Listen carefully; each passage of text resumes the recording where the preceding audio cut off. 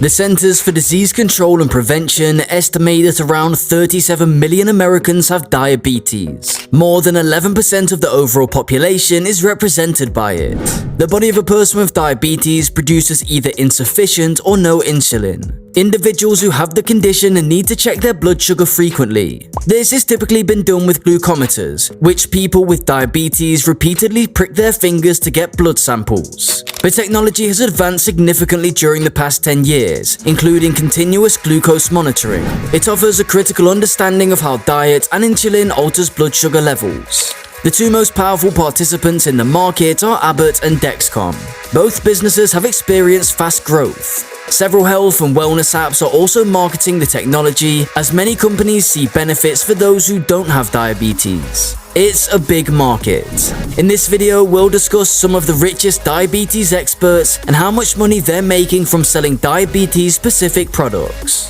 The use of insulin pumps and continuous glucose monitoring has been steadily increasing in recent years, insulating manufacturers of diabetes devices from the COVID-19 pandemic that would have restricted medtech market growth in 2020 and 2021. Sales of Abbott's diabetes care products, which include CGM and other diabetes devices, were $4.8 billion globally and $1.6 billion in the US, a 35% increase over the previous year. Contrary to Abbott, which only produces CGMs, Dexcom witnessed full revenue growth of 19%. Even for those with diabetes, all CGMs require a prescription and insurance coverage has declined, but multiple studies have demonstrated the health advantages of one for diabetes. Insulin-dependent type 2 diabetics now have more coverage options thanks to Medicare. Several health and wellness applications like Levels are also promoting the advantages of this technology because many businesses see advantages for those without diabetes. Dexcom's global statement has changed from encouraging people to take control of their diabetes to health. With its Libra sensor, Abbott said that people with diabetes are its sole priority. To have a deeper understanding of a user's metabolic health, the business, however, unveiled a new project dubbed Lingo, a bio-wearable that will track more than simply glucose. Apple, who has been heavily investing in the healthcare industry, has been developing a non-invasive CGM for many years. Diabetes is a disease that results in high blood glucose or sugar levels. Together with numerous additional issues, high blood sugar levels over time can seriously harm the heart, blood vessels, eyes, kidneys, and nerves. 1.9 million of the 37 million diabetics in the United States have type 1 or type 2 diabetes. Diabetics must inject insulin for the rest of their lives since they cannot produce it. Although some people with type 2 require insulin, blood sugar can be controlled significantly with medication, diet, and exercise. A tiny sensor inserted under the skin to measure the amount of glucose in interstitial fluid is how CGMs operate. The value is then sent to an insulin pump or phone receiver over Bluetooth.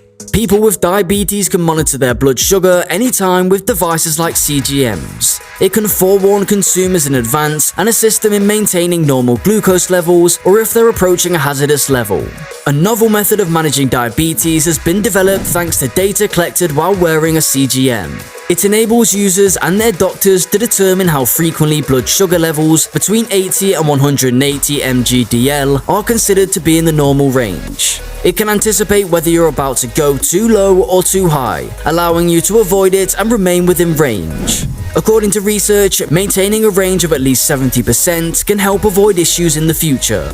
Based on their survey of around 50 endocrinologists and general practitioners, more than 50% of type 2 diabetes patients in the US are utilizing a continuous glucose monitor to evaluate their blood sugar levels. Up to 30% of type 2 diabetics in the United States now use the technology. The use of insulin pumps among type 2 patients in the US is anticipated to increase to more than 35% in the time mentioned earlier, roughly doubling the current use rate. According to Jefferies, the market opportunity for type 2 products is over 6 times larger than that for type 1 products. Abbott Laboratories, Dexcom, and Insulet would reap the greatest rewards from the increased usage of diabetes technologies. The research is released as businesses in the industry look to the type 2 market as their next significant potential. Insulin pump manufacturers Insulet and Tandem Diabetics Care, as well as CMG supplier Dexcom, witnessed increases in users and revenue both last year and in the first half of this year. According to Jefferies, Abbott increased the number of Freestyle Libre CMG customers by nearly 750,000 through the first half of this year, roughly matching the company's overall prior year expectations. According to the analysts, this acceleration, in our view, implies that non-US nations, where roughly 90% of the world's Type 1 and Type 2 patients reside, are poised for wider adoption. According to Jefferies' poll, doctors believe that using CGM with insulin pump therapy leads to the best results for Type 2 patients regarding hemoglobin A1C levels and time spent in the ideal blood sugar range. According to Jefferies' analysis, the global market for continuous glucose monitoring devices could approach $21 billion, and the market for insulin pumps could reach $7.5 billion by 2030. This growth will be fueled by Type 2 insulin-intensive users' increased adoption of CGMs and insulin pumps. According to Jefferies, the forecast is based on data from the American Diabetes Association, Centers of Disease Control and Prevention, GDRF, and private and public companies. It accounts for 1.6 million Type 1 patients in the United States, 2.5 million Type 2 insulin-intensive patients globally, and 6.8 million Type 2 insulin-intensive patients globally. According to the report, the penetration of CGM and insulin pumps is currently between 10 and 15% worldwide for Type 2 and around 30% for Type 1 in the United States. The researchers predicted that by 2030, the percentage of Type 2 insulin-dependent patients using CGM technology worldwide would approach 45%, and the percentage of Type 2 insulin-dependent patients using pumps will approach 20%.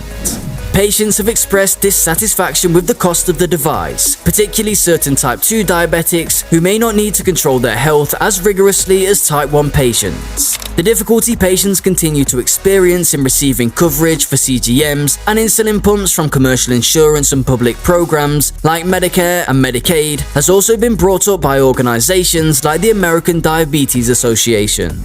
In their analysis, Jefferies' analysis addressed this, saying that the cost and coverage, not device performance, were the main causes for discontinuing the uses of CGMs. The two most recent sensors on the market are the Abbott Freestyle Libre 3 and the Dexcom G7, which have improved over the past few years. Customers must choose a sensor based on its accuracy, size, price, and other qualities because there aren't many options available. For users, price is a key factor.